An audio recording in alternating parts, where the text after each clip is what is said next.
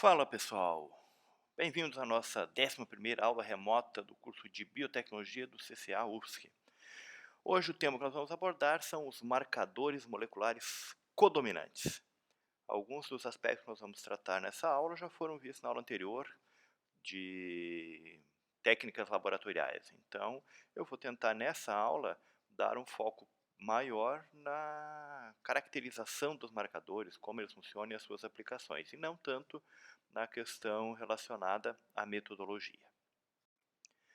Bem, na aula que eu falei sobre variação somaclonal, eu exemplifiquei a utilização de marcadores moleculares para que a gente pudesse, dentro de um grupo de plantas que foram propagadas in vitro, identificar quais delas possivelmente eram mutantes, certo?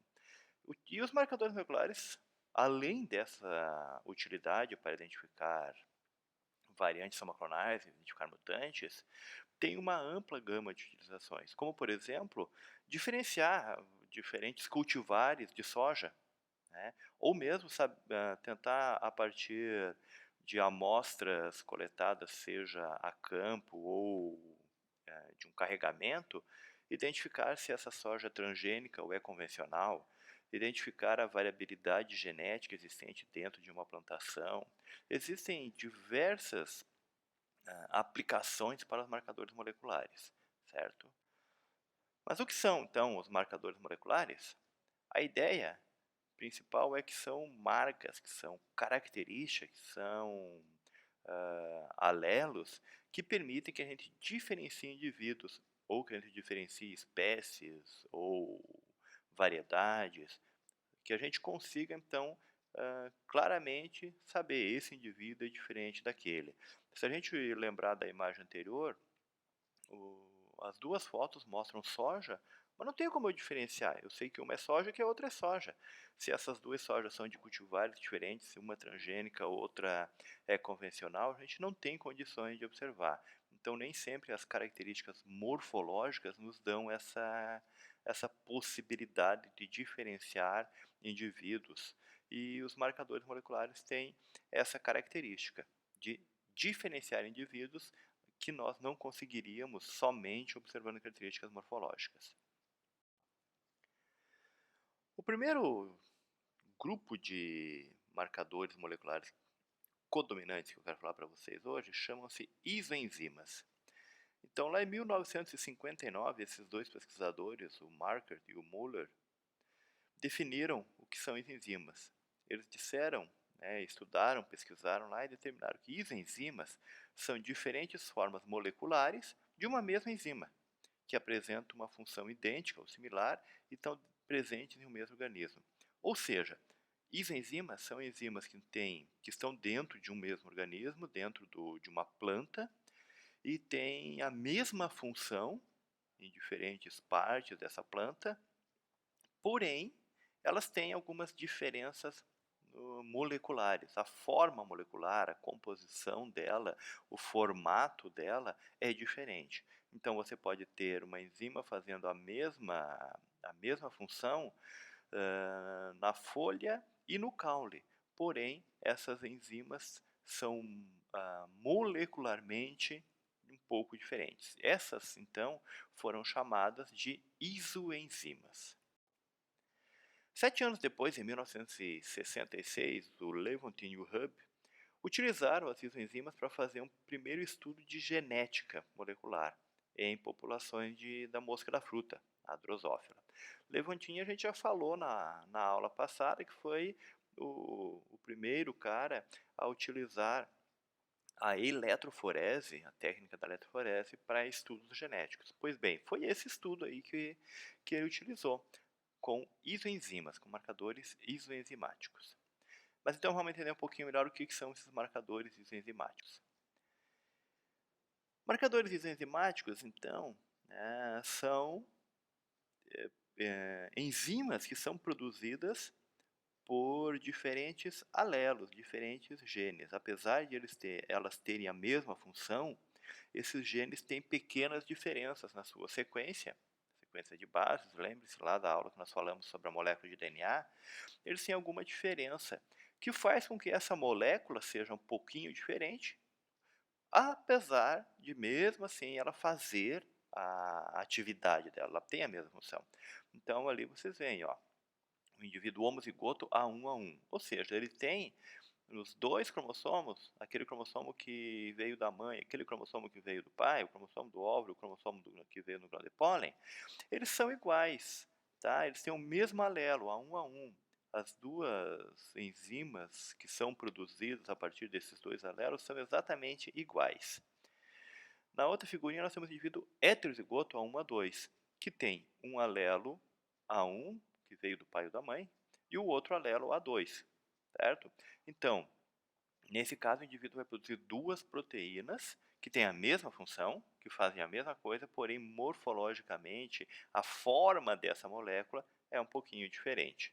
Já o terceiro indivíduo homozigoto ele é A2A2, então ele também tem os dois cromossomos com o mesmo alelo, mas produzindo aquela forma A2 que é diferente da forma A1. Quais são as características dessas marcas, dessas isoenzimas?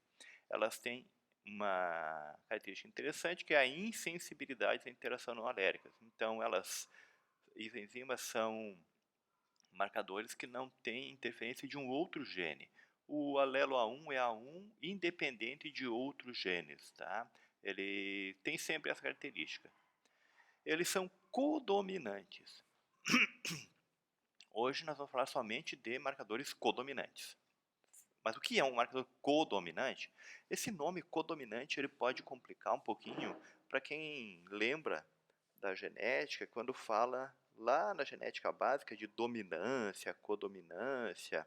Só que esse codominante daqui é diferente daquele outro lá da genética básica que fala que o heterozigoto apresenta as duas características. Não, esquece aquilo lá. O que é um marcador codominante? Marcador codominante é um marcador que, ao observar esse marcador, a gente consegue saber se aquele indivíduo que eu estou estudando ele é homozigoto ou ele é heterozigoto. Nós temos outro tipo de marcador dominante, que não dá para observar isso, certo? Mas então, ó, isso é muito importante. Eu estou repetindo, estou insistindo aqui porque essa característica é muito importante. Marcador codominante é aquele marcador que, ao observar o indivíduo, eu consigo dizer, olha, esse indivíduo aqui é homozigoto ou esse indivíduo é heterozigoto. É possível diferenciar esses dois indivíduos, certo? Outra característica das isoenzimas é a herança mendeliana simples, o que facilita muito o estudo, por exemplo, de herança das características, de fazer testes de paternidade, de polinização. Eu consigo identificar facilmente, porque não tem uma herança complexa, não tem nenhum desvio dos padrões conhecidos da herança mendeliana. Ela tem um nível razoável de polimorfismo de alelos, tá? Então é uma característica que você consegue ver ali um indivíduo diferente do outro, tem alelos diferentes e permite com isso que a gente veja a diferença entre indivíduos. E ela é interessante também porque nós estamos falando com enzimas, observando enzimas. Então, ela é o resultado da expressão gênica. Eu não estou observando o gene em si, mas eu estou vendo a expressão deste gene. Então, ela tem características que já passaram por algumas alterações e estão lá no estágio final. Já é a expressão do gene que a gente está observando. Tá bom? E como é que faz a isenzima? Como é que a gente avalia isso? Como é que faz no laboratório mesmo? Né? Como é que a gente vai fazer? Então, são basicamente 3 etapas, é um processo muito simples. Tá? Primeiro a gente tem que fazer a extração das enzimas do tecido vegetal. Na aula sobre técnicas laboratoriais eu falei para vocês, detalhei lá a extração do DNA. A gente tem que fazer a mesma coisa, a extração das enzimas que estão lá no tecido vegetal para poder fazer a análise das enzimas. Depois de extrair dessas enzimas, a gente faz a eletroforese para separar. Tá? É a mesma coisa, o mesmo processo que a gente viu na aula de métodos laboratoriais, só que aqui geralmente é usado um gel de amido. Dá de usar poliacrilamida também, que nós já falamos na outra aula. Só porque o amido é mais fácil, mais barato, então é bastante utilizado.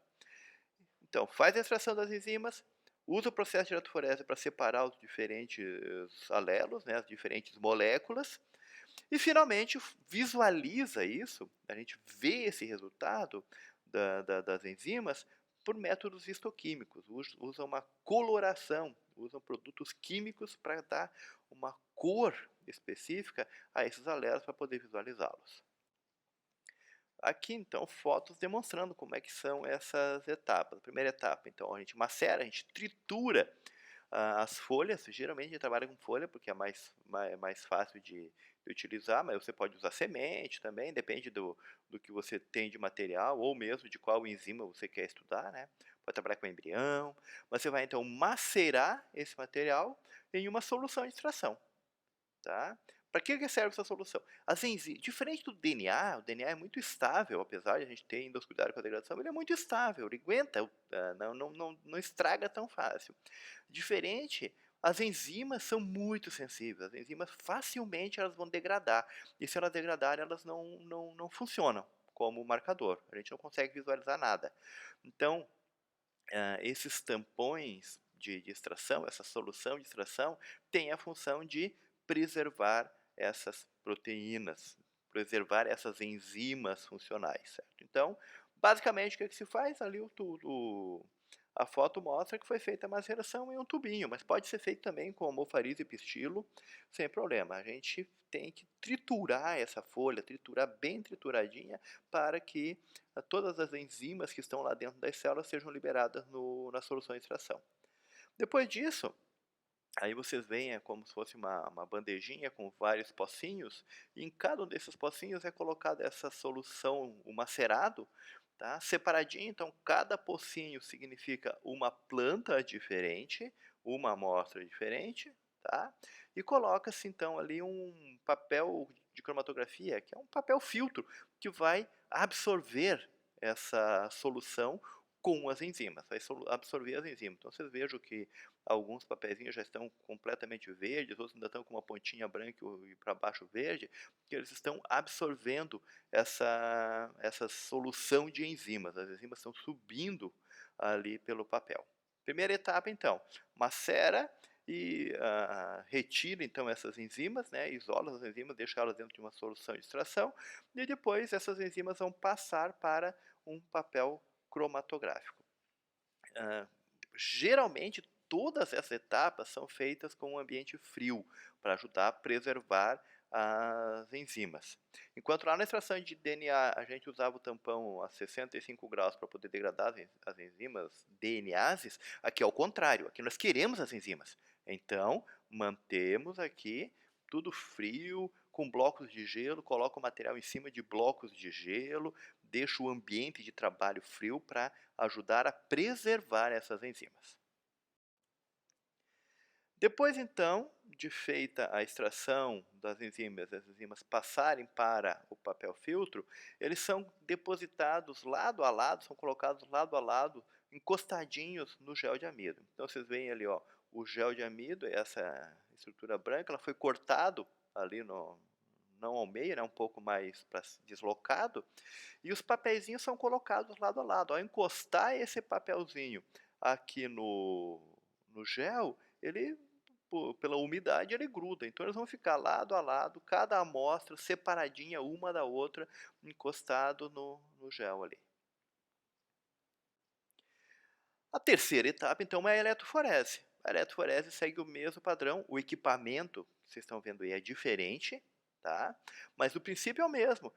Um tampão, um gel, polo positivo, polo negativo, e as proteínas, as enzimas, vão migrar nesse gel conforme a sua carga elétrica, certo? Esse processo todo é feito dentro da geladeira. Tá? As cubas de eletroforese, esses sistemas de eletroforese, eles ficam dentro de uma geladeira para que a temperatura fique sempre baixa. Com a temperatura baixa, as enzimas são mantidas funcionais, tá? Elas não vão desnaturar. Porque o próprio processo de eletroforese ele aquece. Está passando uma corrente elétrica ali pelo gel o tempo todo, passando corrente elétrica, isso vai aquecer, o que resultaria em degradação, desnaturação das enzimas. Portanto, faz o processo dentro da geladeira para resfriar e manter as enzimas funcionais. Feita essa eletroforese, a gente passa para a etapa de coloração, tá? Quando termina a eletroforese, se você olhar o gel, você não observa nada, você não vê nada. Tem uma coloração azul ali que vocês estão conseguindo visualizar no gel, que nada mais é do que um corante colocado para a gente enxergar a, a, se a eletroforese está funcionando, se as amostras migraram, mas eu não consigo ver os alelos ainda. Tá? Então esse gel é colocado no suporte, vocês veem ali, é um suporte caseiro mesmo, certo? É um pedaço de madeira com 2 pregos, encaixam-se réguas, são 4, 5 réguas uma em cima da outra ali, ó, que vão servir como base para a gente fazer o fatiamento desse gel. Tá? Corta o gel longitudinalmente em várias fatias. Então, com um gel que você faça, você consegue avaliar umas 5 enzimas diferentes. Em cada fatia do gel, ali a figura mostra, ó, a pessoa está levantando uma das fatias que foi cortadas do gel. Naquela fatia ali, você avalia uma enzima com um tipo de corante. Aí você corta outra fatia e com a outra fatia você vai observar outra enzima, e assim sucessivamente. Cortada essa fatia, a gente coloca ela então em contato com uma solução de revelação. É feita uma coloração das enzimas. Como é que funciona essa coloração? Bom, cada enzima ela tem uma função, né, bioquímica, ela faz uma reação bioquímica. Essas funções bioquímicas, essas reações bioquímicas são conhecidas para cada uma das enzimas. Então, o que se coloca junto do gel ali, dentro dessa tigelinha onde está o gel, são substâncias as quais a enzima vai fazer a sua reação química. Tá? Por exemplo, a enzima álcool desidrogenase tem como função quebrar o álcool. Então, o que a gente vai colocar nessa bandejinha ali, nessa forminha, para que a enzima álcool desidrogenase trabalhe? A gente vai colocar álcool. Aí a enzima que estiver no gel vai entrar em contato com o álcool e vai fazer a quebra do álcool, vai fazer essa reação química. Junto com o álcool, a gente coloca um corante que vai somente adquirir a cor quando ocorrer a reação química e no local onde ocorre a reação química. Dessa forma, a gente passa então a ter uma coloração única e exclusivamente naquele local em que a álcool desidrogenase agiu quebrando o álcool, certo? A gente promove a reação química daquela enzima e usa um corante que vai agir somente naquele local, somente onde está acontecendo a reação química. E o resultado que nós temos é chamado de zimograma, que é essa imagem que vocês veem aí, ó. Então, várias marcas, né, a gente chama de bandas, e cada uma dessas bandas, dessas marcas, é um alelo. Cada uma dessas marcas, cada uma dessas bandas é um local onde ocorreu a reação química. Tá? E aí a gente visualiza claramente uma ou duas bandas. Então aqui a primeira planta, o primeiro indivíduo, a gente visualiza duas bandas. Se tem duas bandas, significa que tem duas enzimas fazendo a mesma reação química, então enzimas que têm a mesma função, mas que têm, como elas estão em posições diferentes, é porque elas têm uma forma um pouco diferente, certo? Então são isoenzimas, por isso elas têm a mesma função, mas têm uma forma química, uma forma molecular diferente. Esse indivíduo, então, que a gente observa aqui com duas bandas, duas marcas, é um indivíduo heterozigoto. Já o segundo indivíduo, a gente vê somente uma banda, uma marca, apesar de estar bem grossa aqui, é somente uma. Então, significa que os dois cromossomos que ele tem produziram uma enzima com a mesma forma molecular. Então, ele é um indivíduo homozigoto. O terceiro indivíduo também, ó, só tem uma banda. Então, as duas formas, as duas moléculas produzidas pelos dois cromossomos têm a mesma forma, então ele é homozigoto também. Só que essa forma é diferente do segundo indivíduo, né? A banda está em posição diferente porque é diferente. Então, nós teríamos aqui o primeiro indivíduo A1, A2, porque tem dois alelos, duas bandas. O segundo indivíduo, homozigoto, A1, A1, porque as duas bandas estão na posição 1. O terceiro indivíduo, A2, A2, porque as duas bandas estão na posição 2. O quarto indivíduo, novamente, ó, ele tem duas bandas, heterozigoto, A1, A2. E assim sucessivamente, cada uma das nossas, das nossas amostras vai sendo avaliada. Então, nós temos aqui ó, os dois indivíduos heterozigotos A1, A2, o indivíduo homozigoto 1,1 ou A1, A1, né? O indivíduo homozigoto 2,2 ou A2, A2. Esse gel que vocês estão vendo aqui, essa foto, é de uma população de Araucaria angustifolia, que foi coletado no município de União Cerqueira, e o sistema enzimático, a enzima que está sendo avaliada é a peroxidase. Isso está codificado ali, ó, PRX.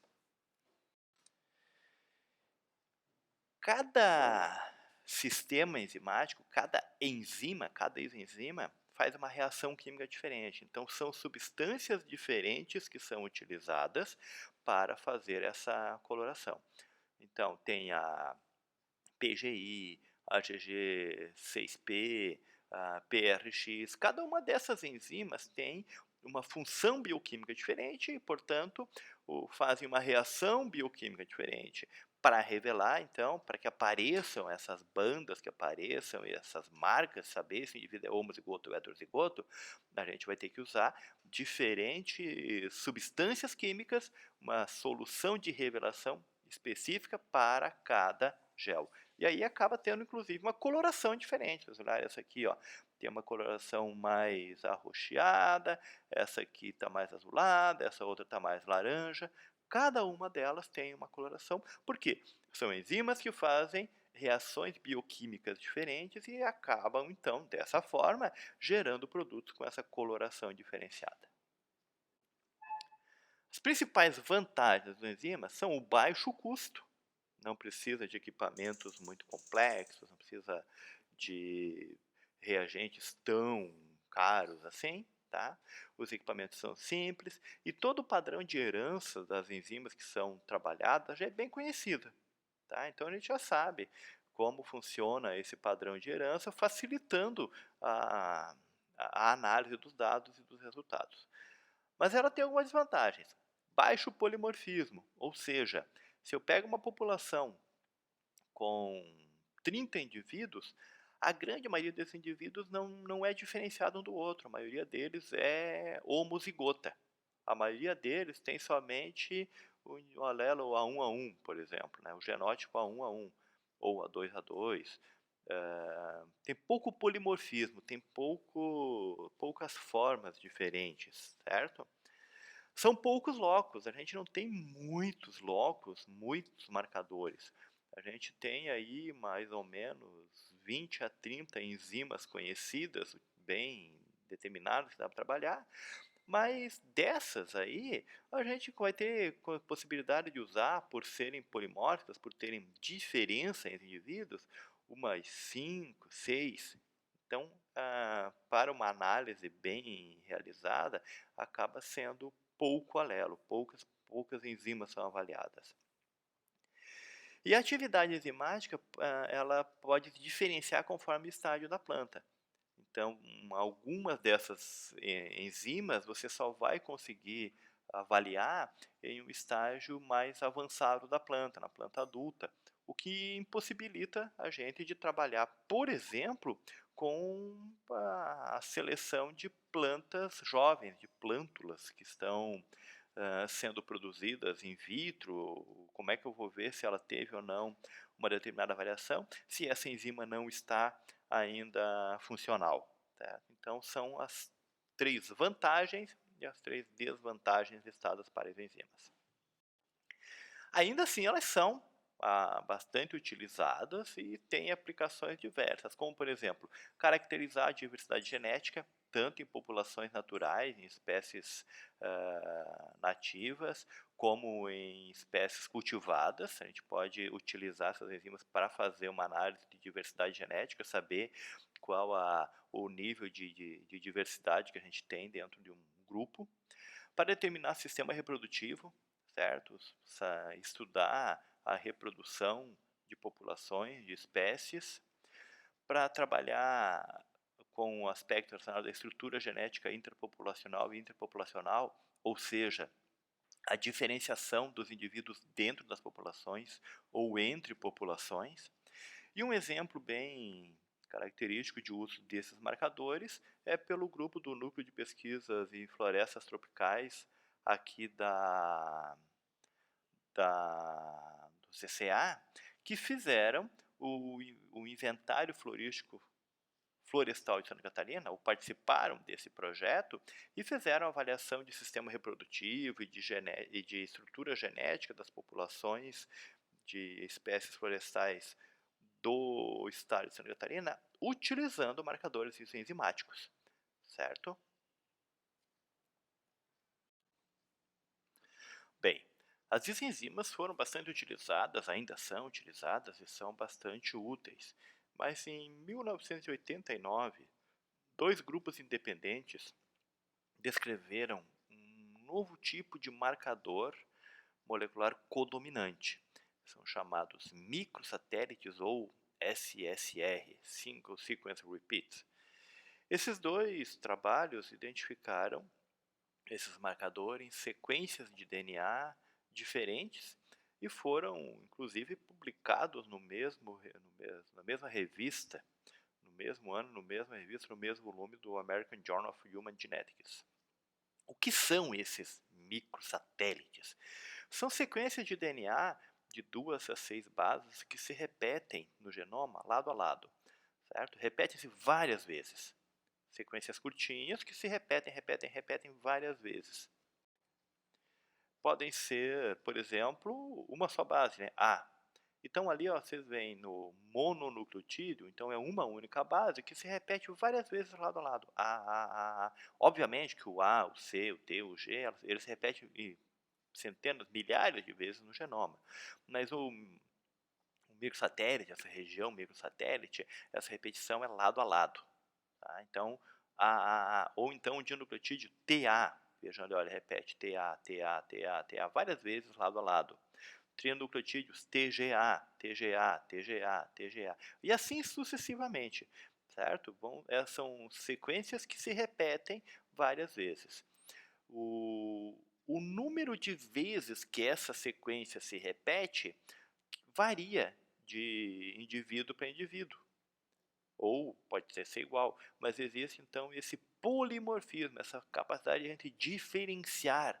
Essa marca diferenciadora é quantas vezes essa mesma repetição está acontecendo em cada indivíduo, em cada planta ou em diferentes espécies.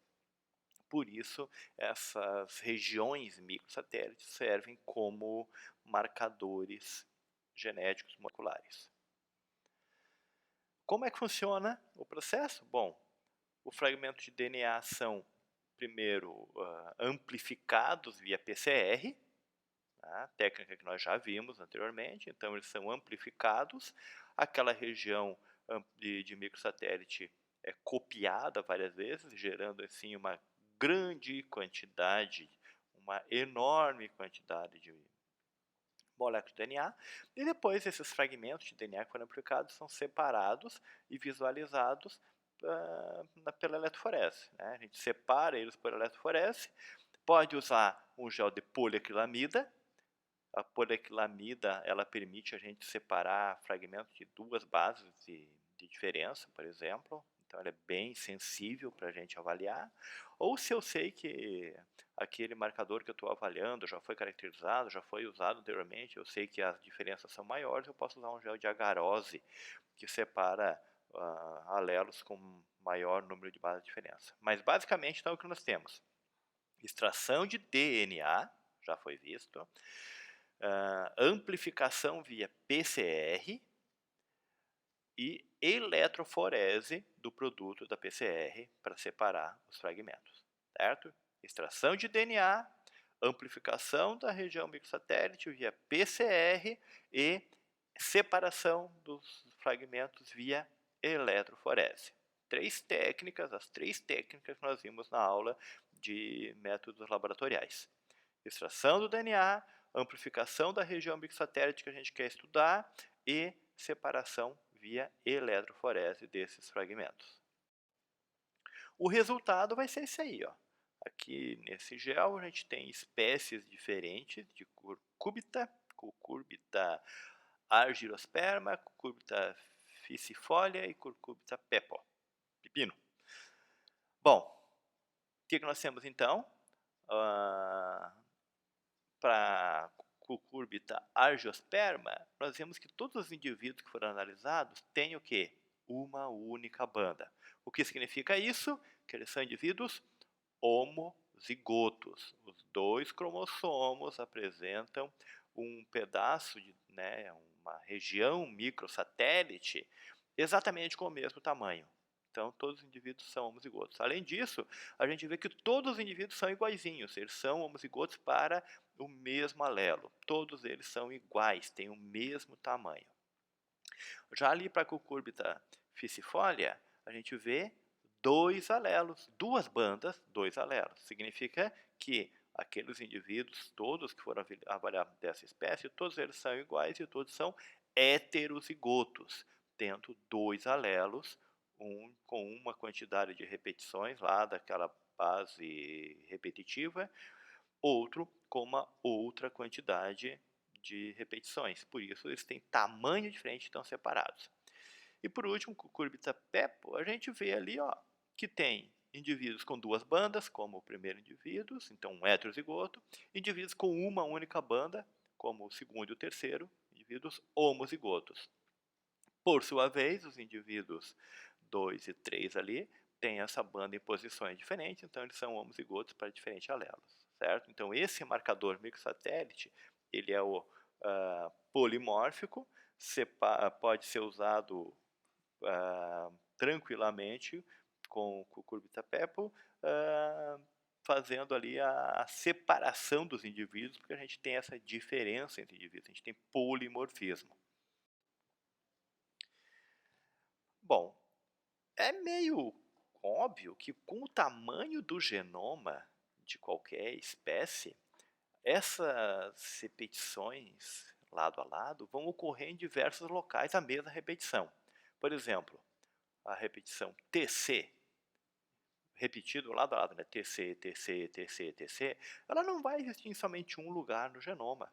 Ela vai existir em diversos lugares diferentes. E para a gente ter realmente a capacidade de comparar esses indivíduos que a gente está estudando, eu tenho que estar comparando a mesma região. Eu não posso comparar dois indivíduos e dizer que eles são iguais ou diferentes, eu estou comparando regiões diferentes. Né? Eu não posso comparar a coloração de indivíduos se de um eu pego a folha e de outro eu pego o fruto. Eu estou comparando coisas diferentes, então não dá para você fazer essa comparação de é igual ou é diferente. Eu preciso comparar a mesma estrutura. Então, para que a gente tenha certeza de que você que está avaliando a mesma região, o mesmo microsatélite, o mesmo loco microsatélite, a gente tem que utilizar um determinado primer. Os primers, lembrando vocês, são aquelas regiõezinhas lá utilizadas na PCR que dizem onde começa e onde termina a região que vai ser amplificada. A função dos primers é essa, determinar onde começa e onde termina a região que vai ser amplificada na PCR. Pois bem, esses primers, a gente precisa sequenciar o genoma e identificar onde tem, por exemplo, a região TC, onde é que está o microsatélite repetido a lado, e a partir daí a gente vai então fazer, vai desenhar, como a gente diz, a gente vai escolher o primer para aquela região. O que é o primer? Um pedacinho de DNA que está antes do microsatélite e um outro pedacinho de DNA que está depois do microsatélite. E esses pedacinhos de DNA, esses primers, eles vão determinar e dizer, olha, começa aqui e termina aqui. Se vocês olharem na tabela ali, ó, nós temos dois marcadores, o P12 e o P13, dois locos, P12 e P13, cuja sequência repetida, o repeat motif, é o mesmo, ó, TC. Só que eles são em locais diferentes. Então, se a gente olhar ali, ó, primer sequence, a sequência de bases ali, ó, do P12 é G, A, G, G, G, A, T, G, G, C, e parará. Já se a gente pegar do P13, essa sequência é diferente, ó. Ela é A, A, T, T, G, C, C, A, certo? O que faz com que, quando a gente utilize o primer G, A, G, G, G, A, T e o C, A, T, G, G, G, T, T, T, T, T, T, eu só tenha única e exclusivamente a amplificação daquela região do P12. E quando eu uso o outro primer, o AATT, GCCC e o AAT, GG, tarará, eu vou ter única e exclusivamente a amplificação da região do P13. Então, os primers específicos, certo? Os primers são desenhados para cada região, para cada loco. Não interessa se a repetição é a mesma ou se é diferente. Cada loco microsatélite, independente de qual é a repetição, se é TC, CT, TCC, AAA, CTA, qual que é, não interessa, sempre vão ter primers específicos para cada região. Da mesma forma, lá embaixo na tabela, o P55 e o P66, a repetição é o AC. Um tem 19 vezes, outro tem 13 vezes. AC19 significa que o AC repete 19 vezes lado a lado. O AC13 significa que o AC repete 13 vezes lado a lado. Também tem primers específicos para cada uma dessas regiões. Tá bom? Como é que a gente vê esse polimorfismo? Então eu já falei, né? É conforme a quantidade de vezes que o motivo se repete. Então aqui, ó, o alelo 1 tem o número de vezes que o CA é repetido. O alelo 2 tem mais duas vezes o CA se repetindo. Ele é maior um pouquinho, 4 bases maior. Então ele é diferente. O alelo 3 também é maior ainda, certo? Então, conforme vai mudando o tamanho desse fragmento, desse alelo, significa que a gente tem indivíduos diferentes, porque a sequência é diferente. Mas como é que acontece? Por que fica diferente? O que causa essa diferenciação? O que causa essa mutação? Né? Basicamente, o que a gente tem de conhecimento sobre esse tipo de alteração é que é um problema que ocorre naturalmente lá no processo de replicação do DNA. Quando a DNA polimerase vai replicar na célula, tá? Não estou falando de PCR agora, estou falando da célula.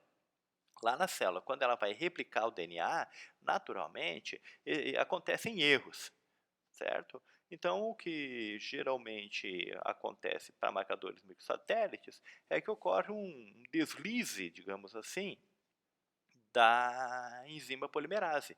Ela está lá colocando as bases CA, CA, CA, ela desliga da molécula e volta para continuar a fazer aquela polimerização. Mas ao voltar, ela dá uma escorregadinha e fica uma região ali meio desconectada. Então, a gente começa aqui essa molécula do exemplo com 15 vezes a repetição CA. A polimerase vai lá, durante a replicação do DNA na célula, vai fazendo essa complementação, né, colocando CA, CA, CA, só que dela dá uma escapadinha e forma uma curva. Ali, ó, vocês viram ali que fez uma curva. Daí ela continua, continua. Na próxima replicação, o que vai acontecer? Vai fazer o reparo, tal, no final da replicação, desculpa, vai fazer os reparos necessários. A gente tem o quê? Ao invés de a fita ter 15 vezes repetição CA, como tinha antes, ela tem agora 17 vezes. Ou seja, a gente passa a ter um alelo novo com mais repetições. E quais são as vantagens e desvantagens dessa técnica de marcadores microsatélites? Bom, vantagens. Alta reproduzibilidade, então a gente consegue fazer essa análise com diferentes indivíduos, em diferentes laboratórios, em diferentes períodos, e a gente tem um resultado que é confiável, porque ele é reproduzível. É codominante, ou seja, repetindo, né? Permite que a gente diferencie indivíduo homozigoto do indivíduo heterozigoto. Ele utiliza técnicas relativamente simples, conhecidas, que é só extração de DNA, amplificação do DNA via PCR e depois eletroforese, e é altamente informativo. Ele traz muita informação para os estudos que a gente precisa fazer. Algumas desvantagens são que você precisa amplificar vários locos para ampliar a informação genômica. Um único locus, marcador, um só, não tem tanta informação assim, então você precisa fazer vários marcadores, usar uma grande quantidade, fazer muitas reações de PCR, muitas análises de eletroforese. E tem o que a gente chama de presença de alelos nulos, que é quando você olha um indivíduo e visualiza ali somente uma banda, e você considera então que ele é um homozigoto. Mas na verdade, ele é um heterozigoto, só que ele não amplificou aquele fragmento porque houve uma mutação lá na regiãozinha onde o primer ia se ligar para fazer a PCR. E se tendo essa mutação o primer não liga, não anela, que é o termo que a gente usa para essa ligação, né? Se o primer não anela, não existe a amplificação. Então ele não vai aparecer. Daí você vai olhar que ele já vai dizer, ah, legal, esse indivíduo aqui é um homozigoto. Mas na verdade ele é heterozigoto. E isso pode interferir nas análises que você está fazendo. Tá? Mas também assim, os alelos nulos não são uma regra, né? Eles são exceção. Existem alguns lá que aparecem vez ou outra.